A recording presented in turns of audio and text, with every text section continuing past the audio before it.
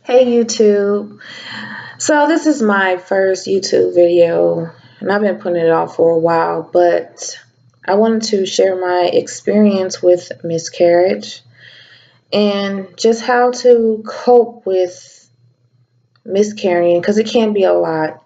I personally have had 3 miscarriages and I know how emotionally draining they can be.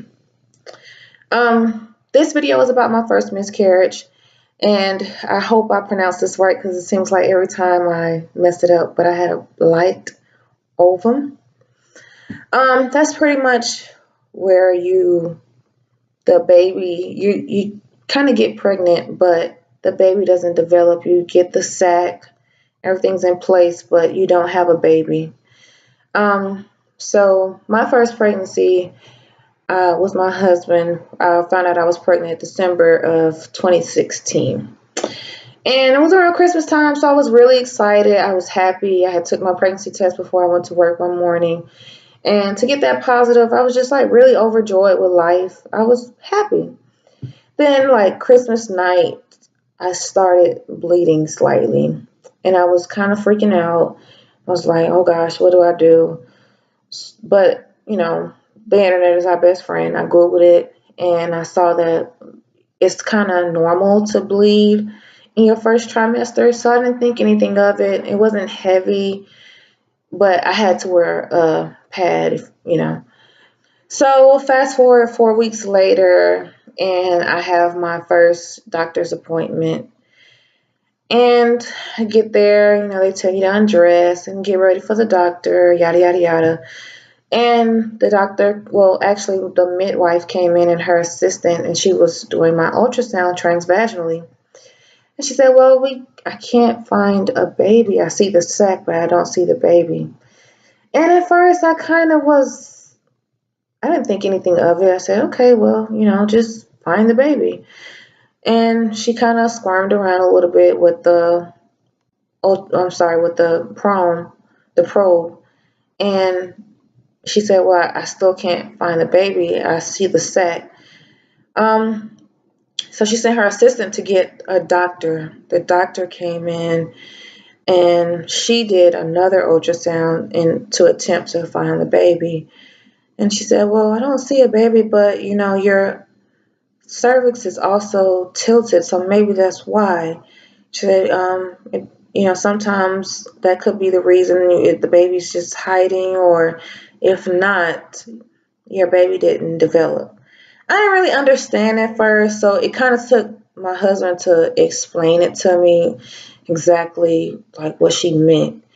And after he explained it to me, it kind of hit me, and it was like, oh wow, like, so I don't have a baby, like my baby's not here.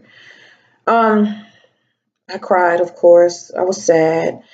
But she pretty much said, just leave, come back next week, and let's see if we can find a baby then.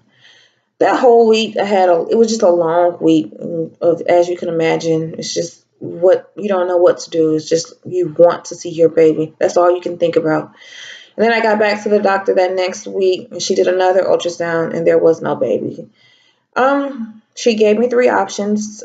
I could either have a DNC, or I could let nature take its course, or I could take a pill to have the pregnancy removed, or so I can, end the pregnancy. I opted for the pill the first time. So, they insert the pill vaginally, and she pretty much told me to go to a drugstore, Kroger, or somewhere, and get a painkiller or pain relief, and then go straight home.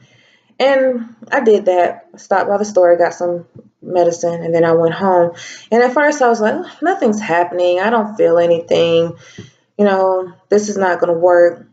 Well, maybe an hour later, it did work. And I had some large blood clots. I had never experienced a blood clot before, so that was like amazing to me. And then I had a lot of bleeding, um, like for the rest of the night. I felt fine after the blood clots stopped. It was just a lot. I went back to the doctor maybe a week after that to make sure that, the pregnancy did in and everything was out. And then, much to my surprise, no, everything did not come out. So I had the same three options. Do you want to get the D&C, just wait for nature to take its course, or you want to try the pill again? At that point, I was still bleeding. So I was not going to opt for nature to take its course because I was ready to be done bleeding. So I did the pill again. She inserted it. This time, my bleeding was not as bad. Well, the blood clots weren't as heavy, but I still had some. But it wasn't bad because I was able to get up and go to work that next morning. Then I had another doctor's appointment a week later. And much to my surprise, again, I still had retained some pregnancy. So I had two options, the D&C or nature. And again, I was not going to bleed for that amount of time. So I had the D&C. And if you're not familiar with the D&C, it's just a little procedure where they give you anesthesia. You go to a hospital, they give you anesthesia, and pretty much a doctor removes a failed pregnancy, or if unfortunately your baby passed, they will go ahead and remove it from you. It stops the pregnancy, it ends it.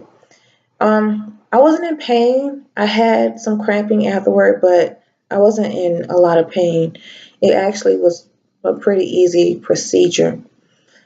I think maybe an hour, if that long, maybe two. You spend a lot more time in recovery than anything else. So after that procedure, I went back to my doctor 2 weeks later, and before I went, I did stop bleeding, thank God. And when I went back, he pretty much told me if I had stopped bleeding, the pregnancy was done. I was good, just to wait for my cycle to come back in 6 weeks. So that was my first miscarriage, and I say to any woman that's dealing with this now is to just say to you, it's not the end of the road. Don't give up hope. Most time this is a one-time occurrence. It really doesn't happen a lot. I really don't know why it happens. At first, I blamed it on my birth control pills because I was on birth control for a while. And I said, well, maybe that's why my baby didn't develop, but who knows? But what I can say is that don't give up. It gets better. It gets easier as time goes along. My second video, or my next video rather, will be on my second miscarriage. And I hope you guys watch it and just continue to follow. Have a good one, YouTube. Thanks.